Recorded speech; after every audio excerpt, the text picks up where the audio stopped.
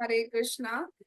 ओम नमो भगवते वासुदेवाय। ओम नमो भगवते वासुदेवाय।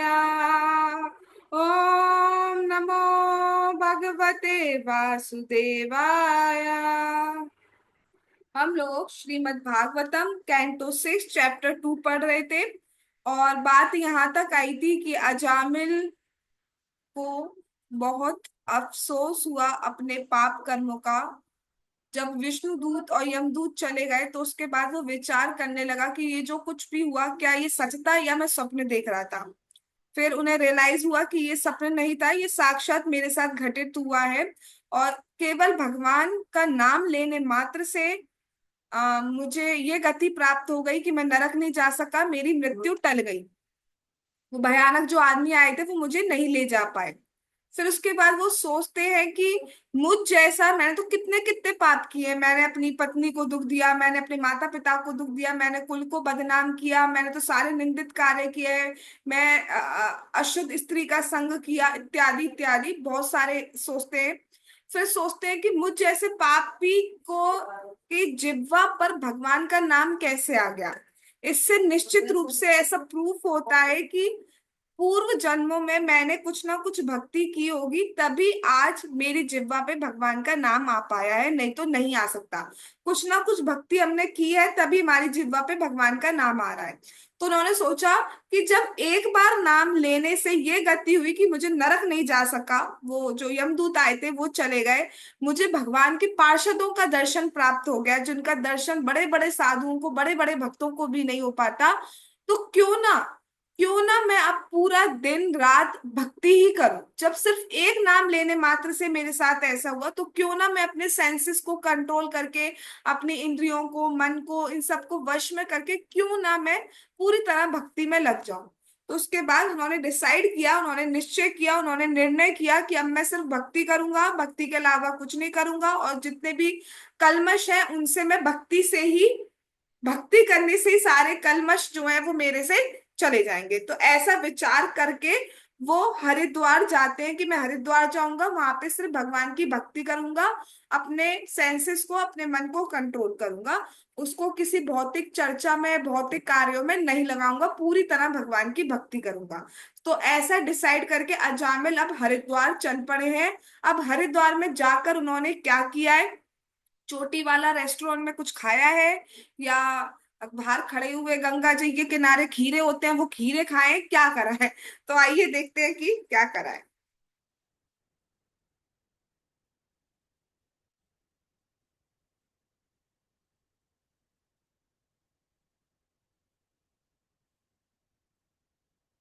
सा तस्मिन् देवा सदना आसीनो योगम आस्थिता प्रत्याहरते इंद्रिय ग्रामो युयोजा मम मन आत्मनि।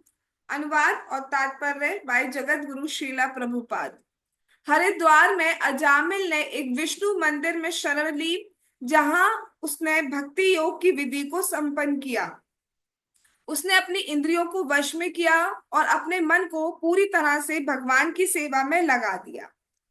तो यहाँ पे बताया जा रहा है कि हरिद्वार में आकर उन्होंने कोई चोटी वाला रेस्टोरेंट में नहीं गए, सीधे उन्होंने सबसे पहले जिस कार्य के लिए गए थे वही किया। विष्णु मंदिर, विष्णु मंदिर की शरण ली, भगवान के मंदिर की शरण ली, उस मंदिर में भी रहे, और वहां पे रहते हुए ही उन्होंने पूरी तरह अपने आप को भक्ति में लगा दिया, भगवान की भक्ति में लग गए। 3 बार गंगा स्नान करते, जप करते, साधुओं से कथा सुनते, इस तरह उन्होंने अपना मन पूरी तरह भगवान में लगा दिया। और इससे क्या हुआ, क्योंकि उन्होंने पूरी तरह अपने सेंसेस को, अपने मन को, अपने शरीर को भगवान में लगा दिया था, अपनी जिह्वा को भगवान के नाम हरे कृष्णा कृष्णा कृष्णा हरे हरे, हरे राम राम हरे हरे जाप करने में लगा दिया था, कथा सुनने में लगा दिया। तो उसका प्रभाव ये हुआ कि उनका जो मन था, उनका जो गंदगी थी, जो कल्मश थे हृदय में, वो सारे धुलते चले गए, धुलते चले गए, धुलते चले गए। अब क्या हुआ।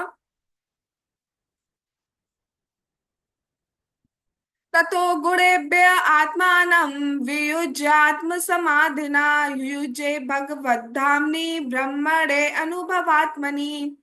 अजामिल पूरी तरह से भक्ति में लग गया। इस तरह उसने इंद्रिय तृप्ति से अपने मन को विलग कर दिया और वह भगवान के स्वरूप का चिंतन करने में पूरी तरह लीन हो गया।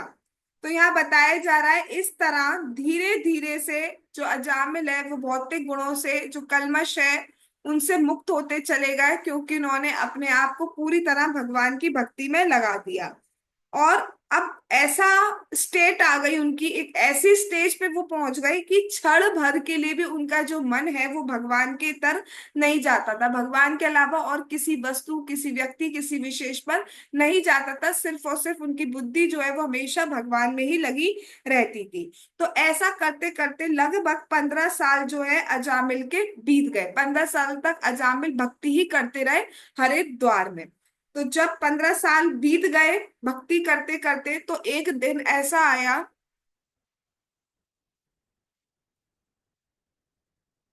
यर्हि उपारत धीरस्तस्मिन् अदाक्षृत पुरुषान् पुरा उपलभ्य उपलब्धाना प्राग भवन्ते शिरसा द्विजा।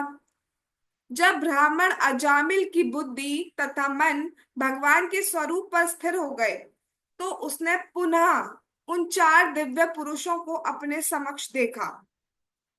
वह समझ गया कि ये वही हैं जिन्हें वह पहले देख चुका है। अतः उनके समक्ष उसने नतमस्तक होकर नमस्कार किया।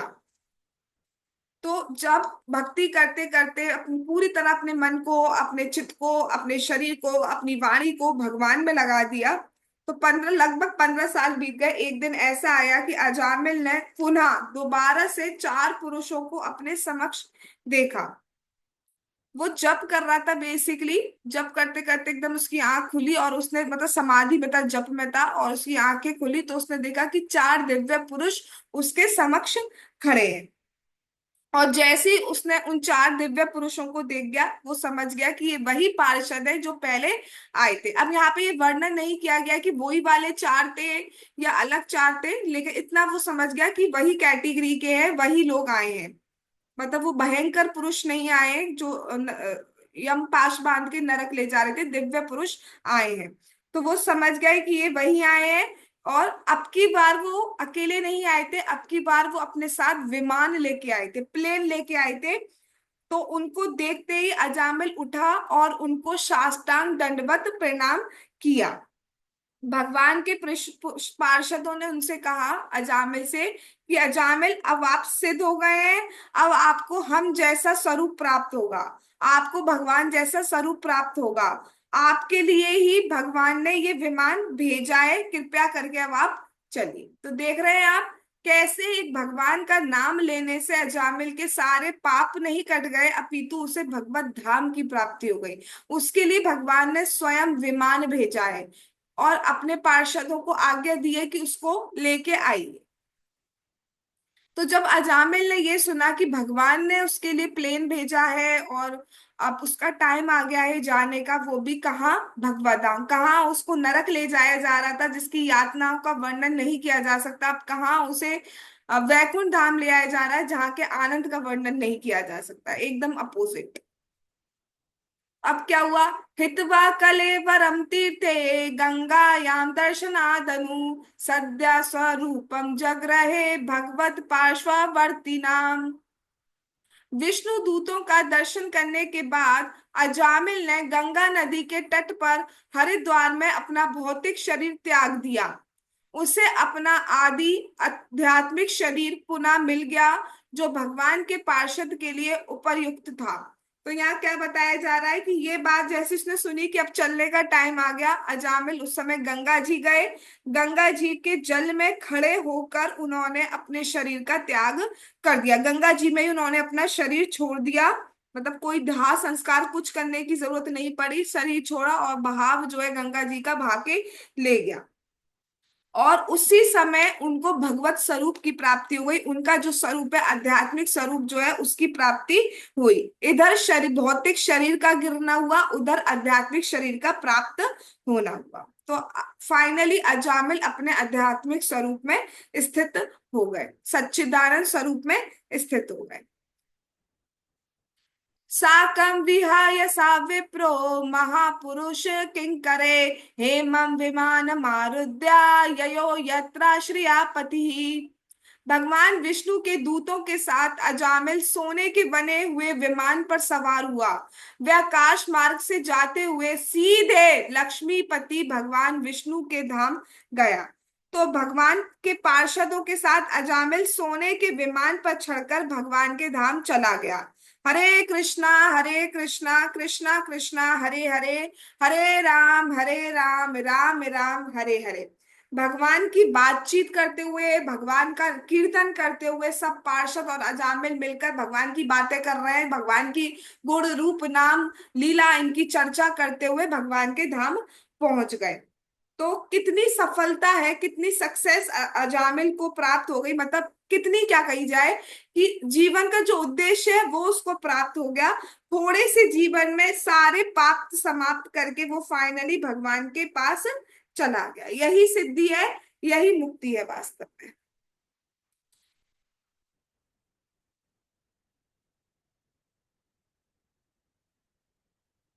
एव एवं स विप्लाविता सर्वधर्मा दास्यापति पतितो गर्य कर्मणा निपात्यमानो निरये हतावृता सद्यो विमुक्तो भगवन्नाम गृह्यना। अजामिल ब्राह्मण था जिसने कुसंगति के कारण सारी ब्राह्मण संस्कृति तथा धार्मिक नियमों को त्याग किया था। सर्वाधिक पतित होने से वह चोरी करता था, शराब पीता, अन्य घृणित कार्य करता था। उसने एक वेश्या भी रख ली थी। इस तरह उसका यमराज के दूतों द्वारा नरक ले जाया जाना सुनिश्चित था। किंतु नारायण के पवित्र नाम का लेश मात्र उच्चारण करने से ही तुरंत उसे बचा लिया गया।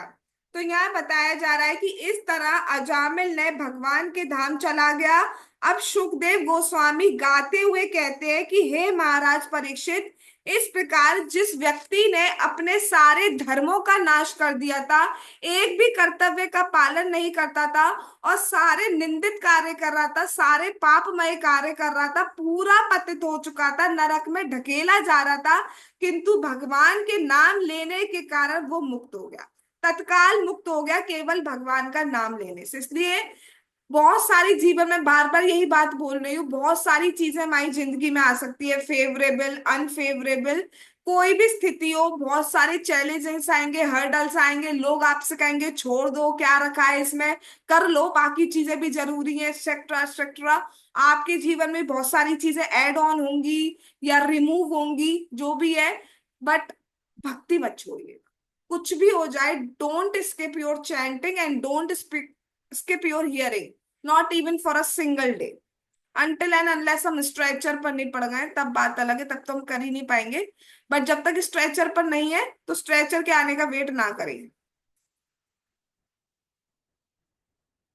नाता परम कर्म निबंध कृंतनम मुमुक्षताम तीर्थ पदानुकीर्तनात् नायत् पुनः कर्म जुसज्जते मनो रजस्तमोभ्याम कलिलम ततोन्यथा।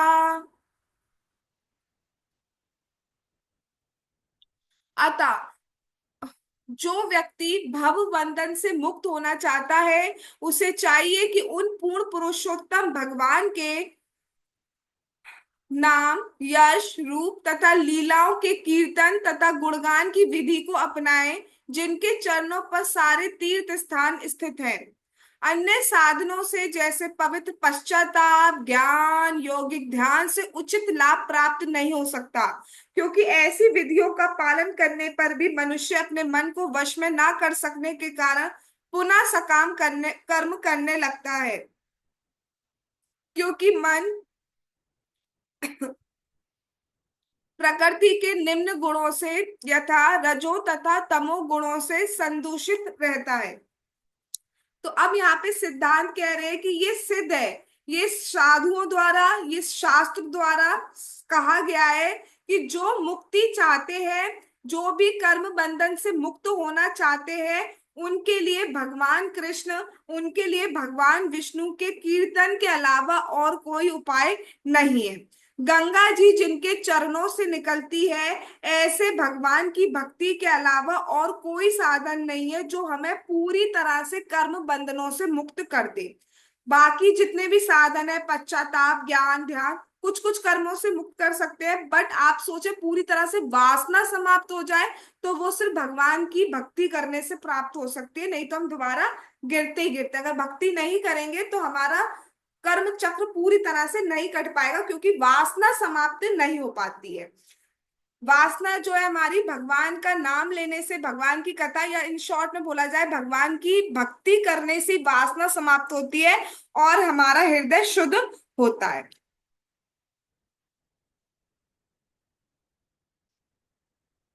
अब सुखदेव गोस्वामी सब चीज का उपसंहार कॉन्क्लूड कर रहे हैं कि नाम महिमा भैया, ना छोड़ो नाम।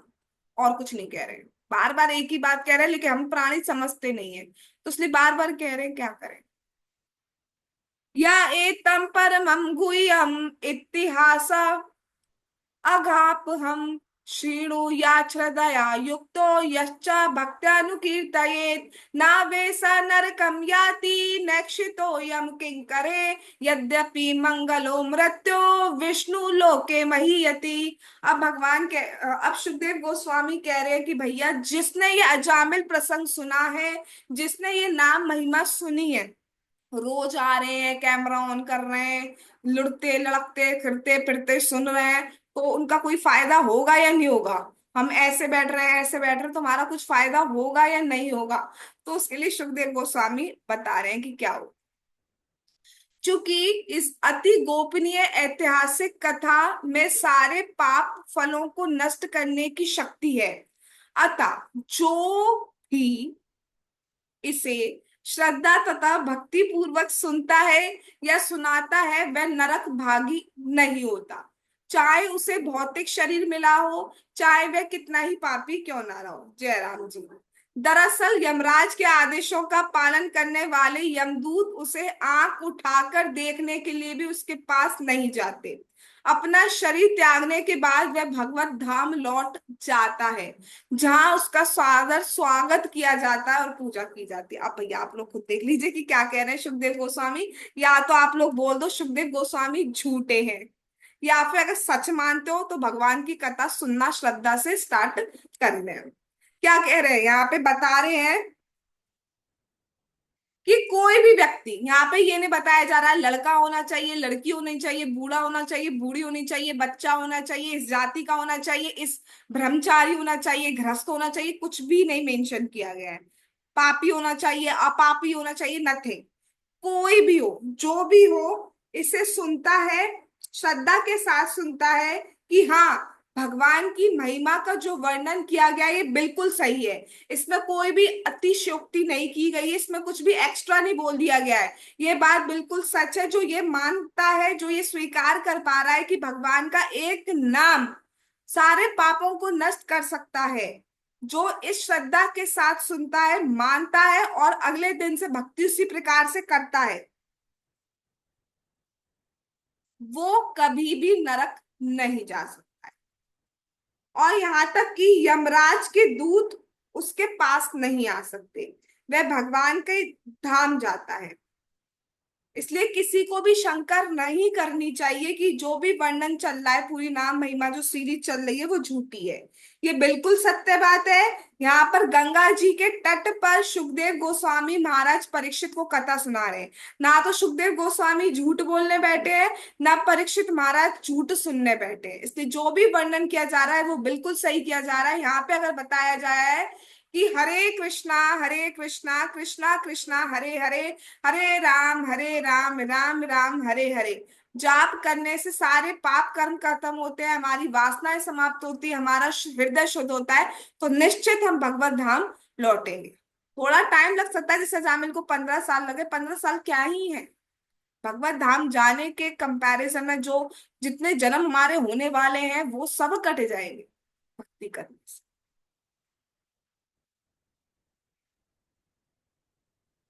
आगे चलते हैं।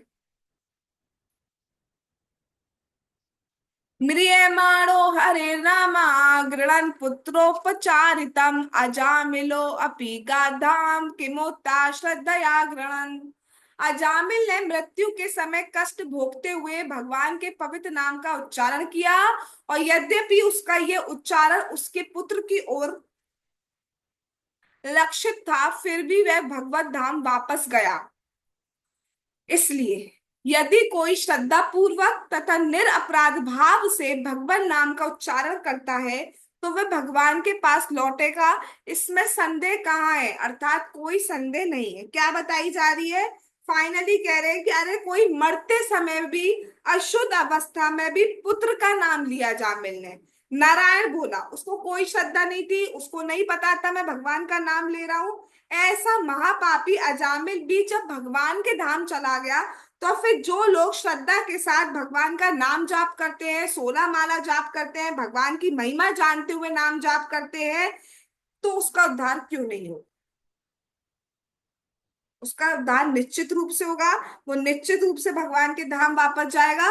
वो निश्चित रूप से सारे कर्म बंधनों से मुक्त हो जाएगा। इस प्रकार यहाँ पे चैप्टर 2 कंप्लीट होता है। बट नाम सीरीज अभी भी समाप्त नहीं हुई है।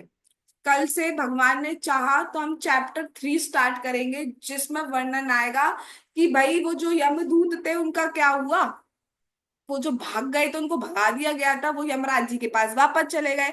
अब जो चैप्टर 3 है वो पूरा यमराज जी पे है कि यमराज जी क्या बताएंगे यमदूतों। तो भगवान ने चाहा तो अब हम यमराज जी के मुख से भगवान के नाम की महिमा सुनेंगे। अभी तक हमने भगवान के पार्षदों के मुख से भगवान के नाम की महिमा सुनी है। अब हम यमराज जी के मुख से भी भगवान के नाम की महिमा सुनेंगे, जो कि चैप्टर 3 में। यहाँ पे हमारा चैप्टर 2 समाप्त होता है। जगत गुरु श्रीला प्रभुपाद की जय, श्रीमद् भागवतम महापुराण की जय, श्री श्री गौर निताई की जय, श्री श्री कृष्ण बलराम की जय, श्री श्री ललिता विशाखा राधे श्याम की जय, श्री वृंदावन धाम की जय, हरे कृष्ण महामंत्र की जय, श्री जगन्नाथ श्री बलदेव श्री सुभद्रा महारानी की जय, निताई गौर प्रेमानंदे हरि हरि बोल। हरे कृष्णा कृष्णा कृष्णा हरे हरे, हरे राम राम राम हरे हरे। वंशा कल्पतरुभ्यश्च कृपा सिंधु चा पतितानां पावनेभ्यो वैष्णवेभ्यो नमो नमः। All glories to assembled devotees. Hare Krishna. Thanks for coming.